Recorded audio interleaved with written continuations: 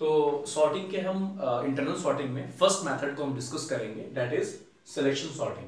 तो सबसे पहले हम देखेंगे कि गिवन डाटा को सिलेक्शन सॉर्ट जो है किस वे में सॉर्ट करता है, मतलब उसका वेस क्या है, प्रोसेस क्या है। ठीक है, तो देखिए हमारे पास ये कुछ गिवन डाटा है जिसको मैंने एक एरे के फॉर्म में स्टोर कर लिया है और ये मैंने इंडेक्स दिया है 0 से लेकर के n-1 तक। अगर हमारे पास n नंबर ऑफ एलिमेंट्स हैं, यहां पे मैं मान के चल रहा हूं कि हमारे पास n नंबर ऑफ एलिमेंट्स हैं। ठीक है, तो अगर हमारे पास n नंबर ऑफ एलिमेंट्स है तो हमने indexing they the 0 to n-1। अब देखिए सिलेक्शन सॉर्ट क्या कहता है। सिलेक्शन सॉर्ट ये कहता है, मैंने यहाँ स्टेप्स लिख रखे हैं, ठीक है, आप वीडियो को पॉज करके इसको नोट कर लीजिएगा और बाकी मैं समझाऊंगा तो इजीली आपको समझ में आ जाएगा। देखिए क्या है सिलेक्शन सॉर्ट में कि अगर हमारे पास गिवन डाटा है तो सबसे पहले आप फर्स्ट एलिमेंट जो सबसे टॉप पे आपको दिख रहा है उसको आप सेलेक्ट करिए। फर्स्ट एलिमेंट का मतलब जो 0th एलिमेंट है एरे इंडेक्सिंग के हिसाब से। ठीक है, हमने फर्स्ट एलिमेंट को चूज करेंगे तो अगर हमने एक एलिमेंट को सेलेक्ट कर लिया, ठीक है, तो बाकी कितने एलिमेंट बचे? बिल्कुल कहेंगे सर अगर total number of elements n है और एक आप हटा दे रहे हैं चेक करने के लिए तो n-1 बचे। तो हम इस एलिमेंट को बाकी बचे n-1 एलिमेंट के साथ कंपेयर करेंगे। ठीक है, और इससे अगर कोई एलिमेंट n-1 एलिमेंट्स में जिससे हमने चेक किया है इससे छोटा मिलता है तो हम उस एलिमेंट को एट द टॉप मतलब 0th पोजीशन पे ला करके स्टोर कर देंगे, मतलब जो सबसे टॉप पोजीशन है वहां पे वो स्टोर हो जाएगा। तो इस तरीके से इसको हम पास कहते हैं। जब भी हम किसी एक एलिमेंट को उठा करके बाकी बचे सारे एलिमेंट के साथ कंपेयर करते हैं, ठीक है, और जो सबसे छोटा एलिमेंट है उसे टॉप पे आकर के लाके रख देते हैं, तो ये पूरा प्रोसेस कहलाता है फर्स्ट पास। ठीक है, तो इस गिवन डाटा में आप देख सकते हैं कि मान लीजिए सर अगर 100 है तो 155 से कंपेयर होगा। ठीक है, तो अब अगर 155 से कंपेयर होगा तो 100 छोटा है या 55 छोटा है? तो आप कहेंगे सर 55 छोटा है। ठीक है, तो 55 जो है फिर 100 कंपेयर करेगा 84 से, फिर 100 कंपेयर करेगा 40 से, तो इस तरीके से सारे से कंपेयर करेगा। ठीक है, और जो इनमें से सबसे छोटा होगा वो टॉप पे चला आएगा। तो सबसे छोटा अभी फिलहाल अगर मान लीजिए एल एलिमेंट में जो हमें एलिमेंट विजिबल है उसमें देखा जाए तो 40 सर सबसे छोटा है, तो 40 जो है वो टॉप पे चला जाएगा। ठीक है, तो आफ्टर फर्स्ट पास मतलब पहले कंपैरिजन के बाद जो सबसे छोटा एलिमेंट होगा उसकी पोजीशन होगी सबसे टॉप पर।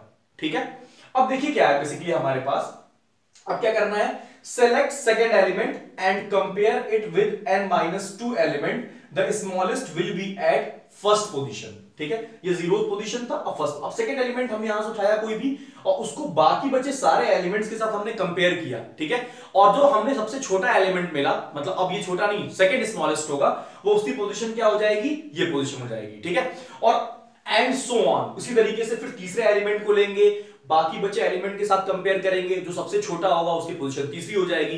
इस तरीके से जितने भी नंबर ऑफ एलिमेंट्स होंगे हम इस तरह डिफरेंट पासेस चलाएंगे और सारे कंपैरिजन करके हमारे पास एक सॉर्टेड डाटा होगा जो कि असेंडिंग ऑर्डर में होगा। आप देख रहे हैं सबसे छोटा अगर टॉप पे है तो इस तरह करते करते सबसे बड़ा वाला कहां हो जाएगा, सबसे लास्ट पोजीशन पे। तो सिलेक्शन सॉर्ट से हमें जो डाटा मिलेगा बेसिकली सॉर्टेड डाटा वो असेंडिंग ऑर्डर में रहेगा। ठीक है, अब बाकी इसमें इंपॉर्टेंट चीज ये है कि हम देखेंगे इसमें रनिंग टाइम कॉम्प्लेक्सिटी क्या होती है। ठीक है, तो इसको हम रब कर देते हैं, देखते हैं रनिंग टाइम कॉम्प्लेक्सिटी। तो देखिए यहाँ पे रनिंग टाइम और कंप्यूटेशनल कॉम्प्लेक्सिटी, ठीक है, ये कितना हमारे पास जो है इसमें कितना टाइम लगेगा इस एल्गोरिथम को यूज करने में वो देखना जरूरी है और इससे रिलेटेड क्वेश्चंस बहुत आते हैं एंट्रेंस एग्जाम में। ठीक है, अब देखिए इसमें है क्या, अगर मैंने आपसे कहा कि सबसे पहले एलिमेंट को उठाना है और बाकी बचे सारे एलिमेंट्स के साथ कंपेयर करना है, तो पहले एलिमेंट को उठाए तो बाकी बचे कितने एलिमेंट्स, n-1। तो मैंने लिखा number of comparison in first pass, मतलब पहले पास में कितने कंपैरिजन होंगे, n-1। उसी तरीके से अगर हम दूसरा एलिमेंट को उठाएंगे तो बाकी नीचे कितने एलिमेंट बचेंगे, n-2। ठीक है, तो number of comparisons made in second pass is equals to n-2 and so on.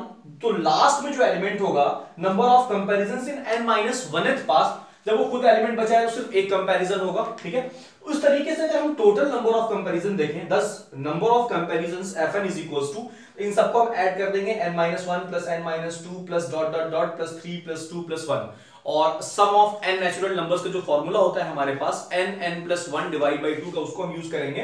तो यहाँ total number of elements is n-1 n-1 by 2, इसको आप सॉल्व कर लोगे तो n square by 2 minus n by 2।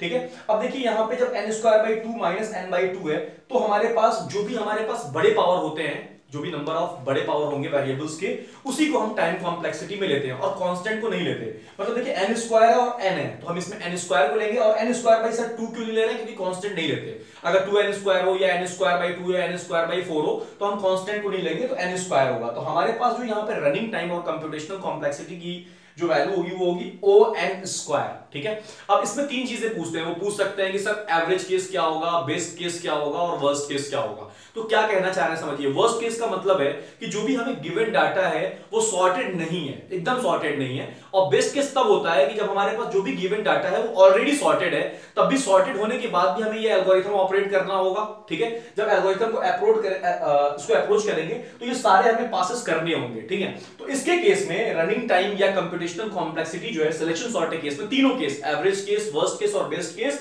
वो O(n स्क्वायर होता है। याद रखिएगा ये तीनों केस हैं इसके, मतलब यही इसका आंसर बेस्ट केस का है, यही इसके एवरेज केस का है और यही इसके वर्स्ट केस का है। इसमें कुछ कंफ्यूज होने की जरूरत है ही नहीं। तो ये हमने पहला डिस्कस किया, अब नेक्स्ट वीडियो में हम सेकंड मेथड डिस्कस करेंगे। Thank you.